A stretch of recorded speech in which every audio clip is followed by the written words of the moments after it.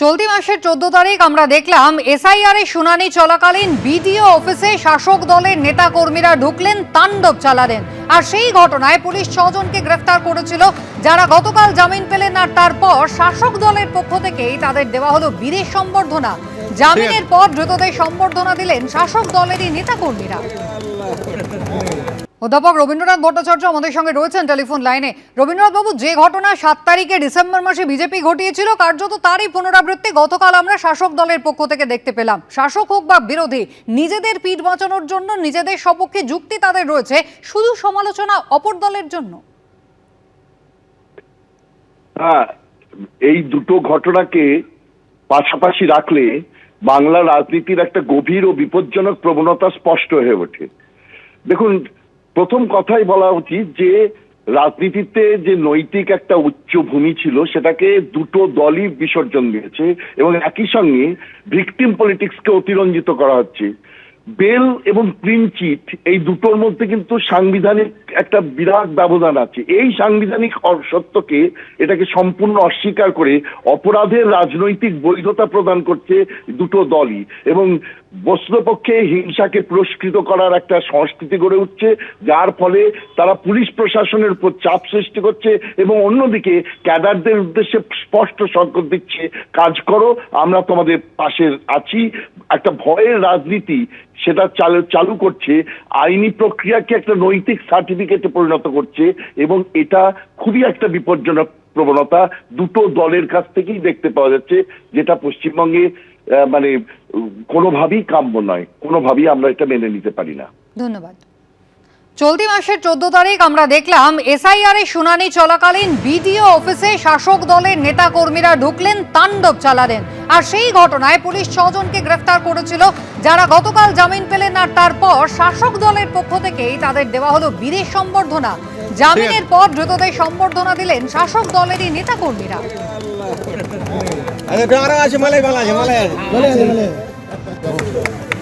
14 জানুয়ারি ফারাক্কার BDO অফিসে ঢুকে একেবারে তৃণমূল কংগ্রেসের বিধায়কের নেতৃত্বে শাসক দলের নেতাকর্মীরা যারা ভাঙচুর চালালেন, একেবারে সরকারি আধিকারিকরা কাজ করছিলেন, শুনানি চলাকালীন এই ভাঙচুর চালানো হলো, সরকারি সম্পত্তি নষ্ট করা হলো।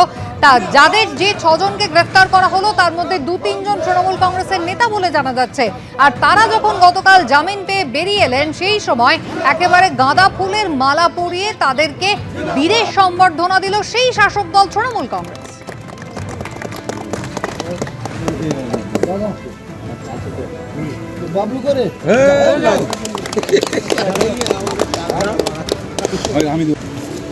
আমাদের বিধায়কের নেতৃত্বে এরা গেছিল আর কি সেদিন আন্দোলন করতে। কিছু অনভিপ্রেত ঘটনা সেদিন ঘটেছে, যেটা হয়তো না ঘটলেই ভালো হতো।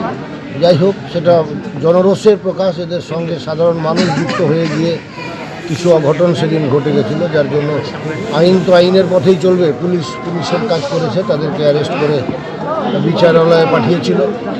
আজ বিচারপতি তাদেরকে তাদের মানে অপরাধের মাত্রা অনুযায়ী আজকে তাদের জামিন মঞ্জুর করেছে। আমরা আইন ব্যবস্থার প্রতি সম্মান রাখছি, শ্রদ্ধা রাখছি।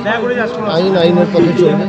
তৃণমূলের নেতারা যদিও বলছেন যে আইন আইনের পথে চলবে, কিন্তু একেবারে বিডিও অফিস অর্থাৎ সরকারি কার্যালয়, সেখানে এসআইআর এর শুনানি যখন চলছিল সেই সময় শাসক দলের নেতা কর্মীরা তারাই ঝাঁপিয়ে পড়লেন, ভাঙচুর চালালেন, তাণ্ডবের ঘটনা ঘটলো।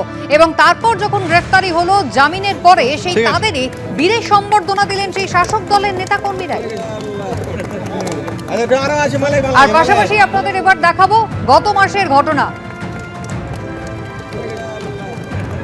পরপর দুটো ঘটনা পরপর দেখতে পাচ্ছেন। 14 তারিখে যা ঘটনা ঘটেছিল, যেখানে তাণ্ডব চালানো হয়, একেবারে চেয়ার, টেবিল, আলমারি, আসবাবপত্র বিডিও অফিসে ফরাক্কার সমস্ত ভেঙে চুরমার করে দেন শাসক দলের নেতাকর্মীরা। একেবারে সামনের সারিতে মনিরুল ইসলাম অর্থাৎ শাসক দলের বিধায়ক, তাকে কিন্তু দেখা যাচ্ছে, যদিও তার টিকি কিন্তু এখনো পর্যন্ত পুলিশ ছুঁতে পারেনি, তিনি কিন্তু ধরাছোঁয়ার বাইরেই রয়েছেন। আর অন্যদিকে যে 6 জনকে গ্রেফতার করা হয়েছিল সেই ঘটনায়, তাদের মধ্যে 2 থেকে 3 জন তৃণমূলের নেতা।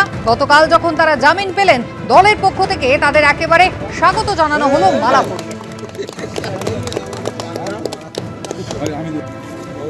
এসআইআরের যে মানুষদের হয়রানির যে অনেক প্রতিবাদমূলক, যে অর্ধেক মানুষেরই নাম বাদ হয়ে যাচ্ছে দ্বিতীয়বার তৃতীয়বার হিয়ারিংয়ে ডাকছে, যে মানুষ হয়রানি হচ্ছে, তার প্রতিবাদে গিয়েছিলাম।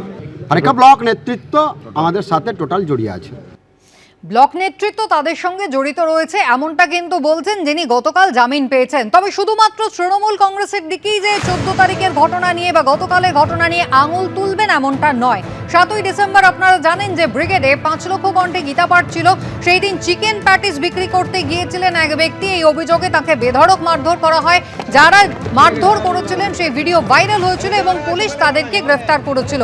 মাত্র 12 ঘন্টার মধ্যেই কিন্তু তারা জামিন পেয়ে গেলেন। কিন্তু সেখানেই শেষ নয়, জামিন পেয়ে যাওয়ার পর খোদ বিরোধী দলনেতা গলায় মালা পরিয়ে মঞ্চে বসিয়ে তাদেরকে সম্বর্ধনা দিয়েছিলেন।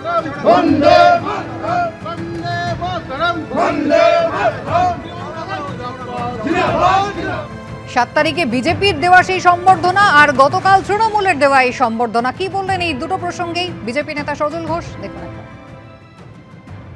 তো গাঁদার ফুল পরিয়েছে, তো ভালো করেছে, গাধারদেরকে গাঁদার ফুল পরিয়েছে। যে দলে কেষ্ট হচ্ছে বীর, আগের বাচ্চা, যে দলে কেষ্টকে বের করে আনবেন বীরের সম্মান দিয়ে, মমতা ব্যানার্জির মতো মানুষ বলে এটা গুরুচোরকে, সেই তুলনায় ওরা অবশ্যই ছোট অপরাধী। সরকারি সমর্থক, সরকারি দলের সমর্থকরা সরকারের অফিস ভেঙেছে, এটা তো ওদের পাড়ার ট্রফি ব্যাপারটা। এটা সরকার কতটা নির্লজ্জ হতে পারে যে টিভিতে আপনারা ছবিতে দেখালেন মনিরুল ইসলামকে, তার তুলনায় তো এরা একদম মানে বোরে, আসল আসামির নাম তো হচ্ছে মনিরুল ইসলাম।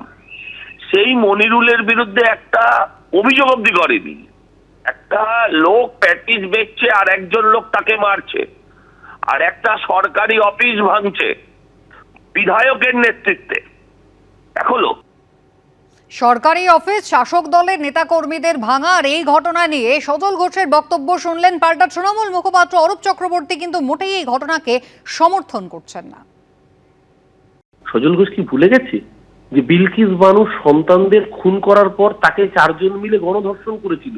ধর্ষকদের বিজেপি স্বাধীনতা দিবসের দিন জেল থেকে বের করে এনে সম্বর্ধনা দিয়েছে, দিয়ে বলেছে তুমি মুসলমানকে ধর্ষণ করেছো, তুমি হিন্দু বীর। আমিনের খবর পাওয়া মাত্র মালা দিয়ে সম্বর্ধনা দেয়। তাদের মুখ থেকে নীতি নৈতিকতা জ্ঞান শুনতে হবে। আমাদের দল পরিষ্কার বলেছে এই ধরনের ঘটনা আমরা সমর্থন করি না। অভিষেক বন্দ্যোপাধ্যায় প্রথম দিন বলেছেন যে মানুষের ক্ষোভ রয়েছে, মানুষের ক্ষোভ সঙ্গত, কিন্তু ক্ষোভের বহিঃপ্রকাশের ধরন কখনো সরকারি অফিস ভাঙচুর হতে পারে না।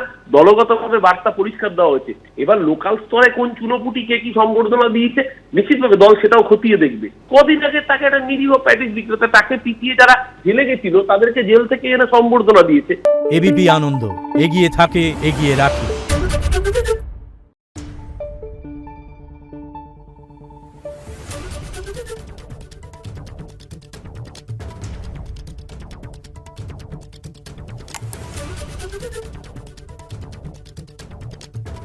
Thank you.